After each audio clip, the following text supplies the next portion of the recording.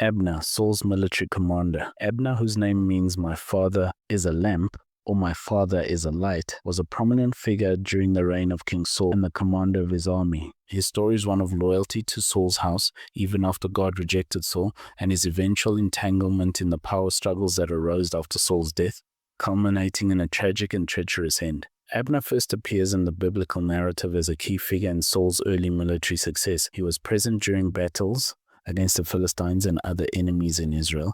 He also played a role in bringing David to Saul after David defeated Goliath, initially unaware of the profound destiny that awaited David.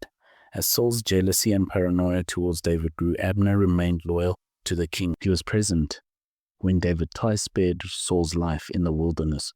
On one occasion, sleeping among Saul's sleeping men, when David took Saul's spear and water jug from beside his head. David challenged Abner's vigilance, accusing him of not adequately protecting the king.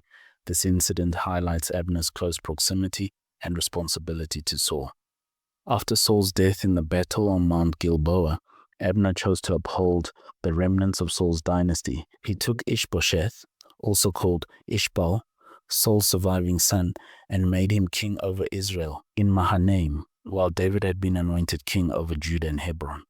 This action effectively created a civil war, dividing the 12 tribes and prolonging the period of transition. For 7.5 years, Abner was the chief military leader, battling David's forces led by Joab, David's nephew and commander.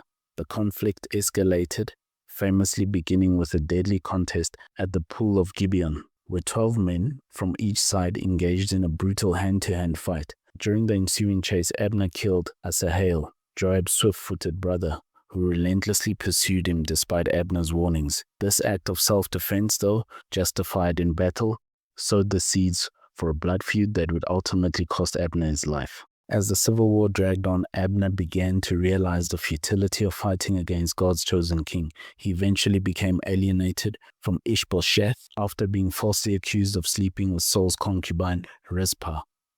In anger, Abner declared his intention to switch allegiance to David and bring all Israel under David's rule. He initiated negotiations with David, who agreed to receive him on the condition that he bring back Michal, Saul's daughter and David's first wife. Abner then successfully persuaded the elders of Israel and the tribe of Benjamin to support David, bringing the possibility of a unified kingdom closer than ever.